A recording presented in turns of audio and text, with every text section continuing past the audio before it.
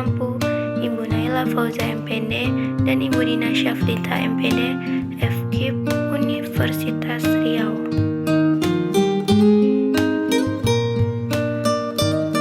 Lensa, alat optik sederhana yang paling penting tentu saja adalah lensa tipis. Perkembangan alat-alat optik dengan menggunakan lensa berawal dari abad ke-16 dan 17. Meskipun catatan tentang kacamata ditemukan pada akhir abad ke-13. Beberapa alat optik yang menggunakan lensa diantaranya adalah kacamata, kamera, kaca pembesar, teleskop, teropong, mikroskop, dan lain-lain. Lensa tipis biasanya berbentuk lingkaran dan kedua permukaannya melengkung. Salah satu contohnya adalah lensa pada kaca pembesar. Keutamaan lensa adalah karena lensa membentuk bayangan benda. Sumbu lensa merupakan garis lurus yang melewati pusat lensa dan tegak lurus terhadap kedua permukaannya.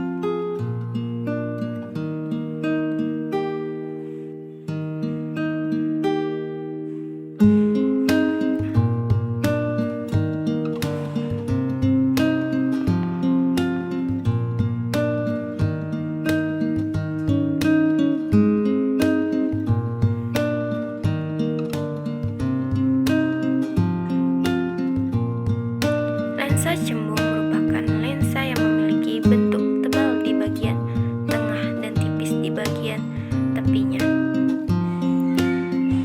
Lensa cembung atau lensa positif terdiri atas 3 bentuk, yaitu yang pertama, lensa bikonveks atau lensa cembung 2. Gambarnya bisa kita lihat di sebelah kiri ya teman-teman.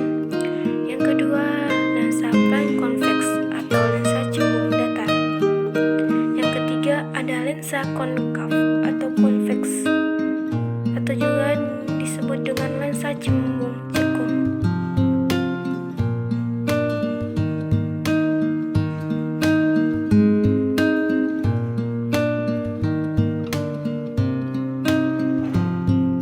Lensa cembung. Lensa cembung atau lensa konveks bersifat mengumpulkan sinar-sinar yang datang menuju lensa. Sinar-sinar sejajar menuju lensa cembung dibiaskan lensa dan 17 melalui satu titik pada sumbu utama. Titik ini disebut titik fokus utama. Jarak dari F ke O adalah jarak fokus. Titik O adalah titik pusat lensa atau pusat optik. Sinar-sinar sejajar sumbu utama datang dari sebelah kanan lensa cembung. Maka sinar-sinar dibiaskan oleh lensa melalui satu titik yang disebut titik fokus F. Seperti yang terlihat pada gambar 2.1.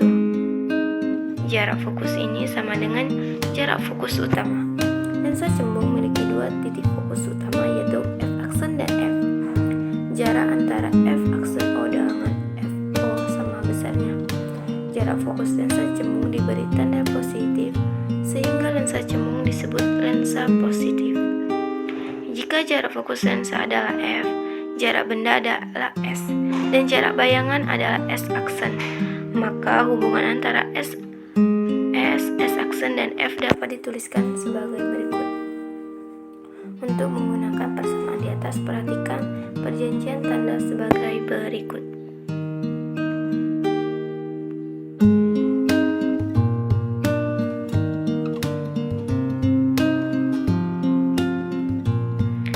Yang pertama, kalau F positif berarti lensa cembung. Kalau S positif berarti bendanya nyata. Kalau S aksen positif berarti bayangan nyata. Kalau S aksen negatif berarti bayangan maya. Bayangan yang dibentuk lensa cembung dapat berupa bayangan maya atau bayangan nyata, bergantung pada jarak benda terhadap lensa. Sinar-sinar istimewa pada lensa cembung ada 3, yaitu yang pertama, sinar sejajar sumbu utama dibiaskan melalui titik fokus. Yang kedua, sinar yang melalui titik fokus akan dibiaskan sejajar sumbu utama. Yang ketiga, sinar yang melalui titik pusat optik optik lensa tidak dibiaskan melainkan diteruskan.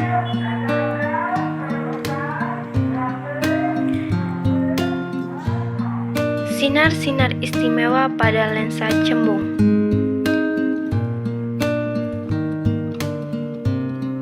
Dapat kita lihat dari gambar yang telah ada tersebut. Itulah sinar-sinar istimewa pada lensa cembung. Rumus yang digunakan untuk menentukan titik fokus pada cermin cembung yakni Z1 sama dengan Y aksen per Y sama dengan A aksen. A aksen ini juga sama dengan S aksen atau jarak bayangan dikurang F dibagi. Y aksen itu tinggi bayangan, Y sama dengan tinggi benda, S aksen atau A aksen sama dengan jarak bayangan, S jarak benda, F itu titik fokus.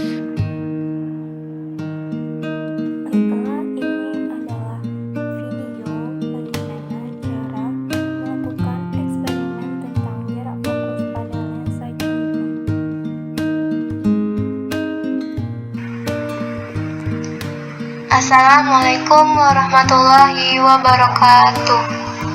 Baiklah, hari ini saya akan mempraktikkan simulasi tentang jarak fokus pada lensa cembung atau focal length.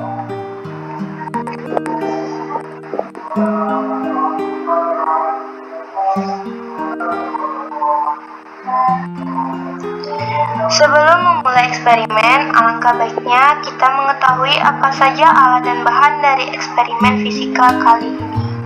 Yang pertama ada sumber cahaya, yang kedua ada benda, ini sebagai bendanya. Kemudian yang ketiga ada alat optik. Alat optik yang kita gunakan ini yaitu lensa cembung. Yang keempat, di sini ada tempat pemantulan bayangannya. Dan juga ada penggaris untuk mengukur tinggi benda dan tinggi bayangan.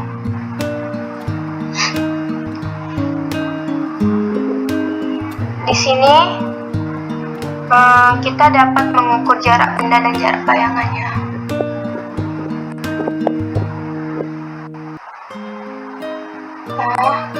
Di sini juga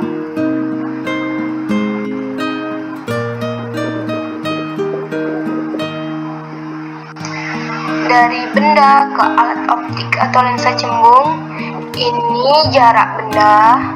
Dari alat optik atau lensa cembung ke tempat pemantulan bayangan, yaitu jarak bayangan. Untuk menghitung jarak benda, yaitu kita mulai dari sini ya teman-teman. 10, 20, 30, 40. Berarti kita dapat di sini jarak bendanya yaitu 40 dan jarak bayangannya yaitu di sini ya teman-teman, kita hitungnya 10, 20, 30. Jadi kita dapatkan jarak bayangannya yaitu 30. Untuk mengukur tinggi benda dan tinggi bayangan, kita gunakan alat ukur yaitu penggaris.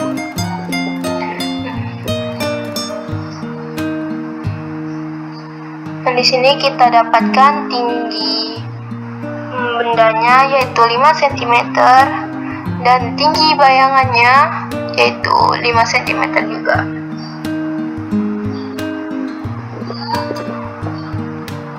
Setelah kita dapat jarak bayangan, jarak benda, tinggi benda, dan tinggi bayangan, kita dapat menentukan titik fokusnya atau jarak fokusnya.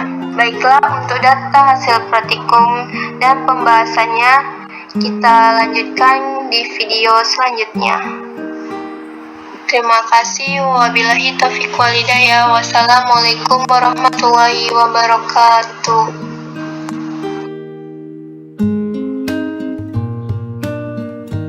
Baiklah teman-teman, itulah hasil eksperimen tentang bagaimana menentukan jarak fokus pada lensa cembung. Untuk data hasil praktikum, kita lanjut ke slide berikutnya.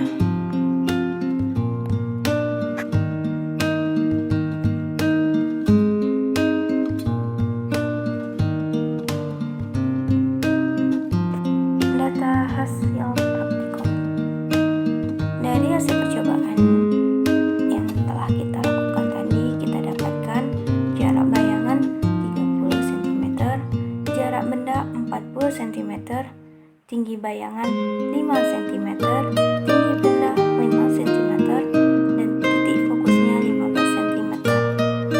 Untuk data yang selanjutnya yaitu 45 cm jarak bayangnya, jarak bendanya 35 cm, tinggi bayangan 9 cm, tinggi benda 5 cm, dan titik fokus yang didapatkan yaitu 16,07 cm. Untuk data selanjutnya yaitu jarak bayangan 50 cm, jarak benda 20 cm, tinggi bayangan 11 cm, tinggi benda 5 cm, dan titik fokusnya 15,62 cm. Itulah data hasil praktikum yang kita dapatkan. Selanjutnya kita akan mencari titik fokusnya. Bagaimana cara menentukan titik fokus? Kita akan lihat ke slide selanjutnya.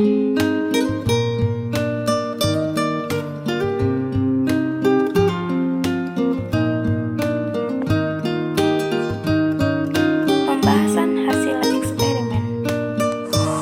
Baiklah, untuk pembahasan hasil eksperimen yang pertama, kita ketahui jarak bayangannya yaitu 30 cm, jarak benda 40 cm,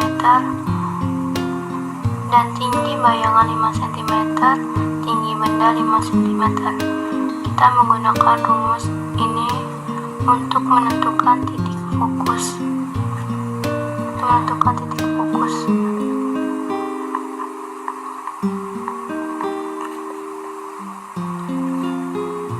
Kita masukkan saja data yang telah diketahuinya.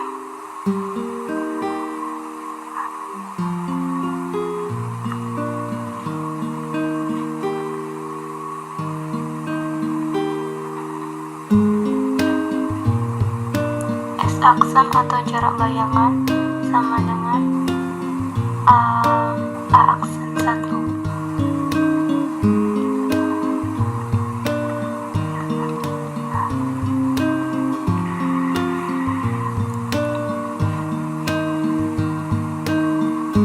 Ini kita kali silang ya.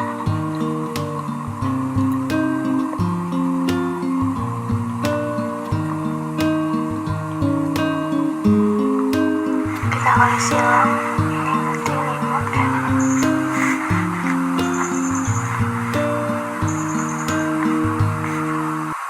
5 kali 5.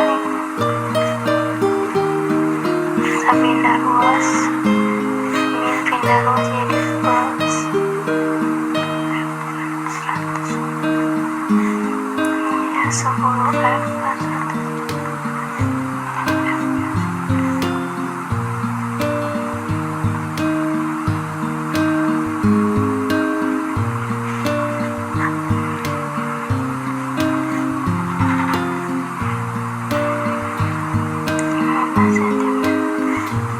Jadi kita ketahui bahwa F sama dengan 115 cm. Jadi titik fokus yang kita dapatkan yaitu 15 cm. Dan cara ini kita gunakan juga untuk data-data yang selanjutnya. Pembahasan hasil eksperimen. Caranya masih sama seperti yang saya jelaskan seperti tadi dan juga dengan rumus yang sama juga. Hanya beda data hasilnya saja. Kesimpulan hasil eksperimen. Hubungan jarak benda dengan jarak bayangan pada lensa cembung adalah semakin kecil jarak benda, maka semakin besar jarak bayangan, sehingga berbanding terbalik. Dapat kita simpulkan bahwa semakin jauh jarak bayangan dari tempat pemantulan cahaya, maka akan semakin besar tinggi bayangannya. Sedangkan semakin dekat ataupun jauh jarak benda dari benda ke alat optik, maka tinggi benda yang didapat tetap sama atau tidak berubah. Bisa dikatakan bahwa tinggi benda tidak terpengaruh dari jarak bayangan.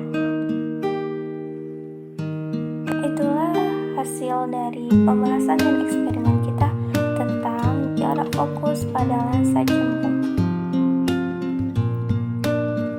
Semoga video ini bermanfaat untuk kalian semua.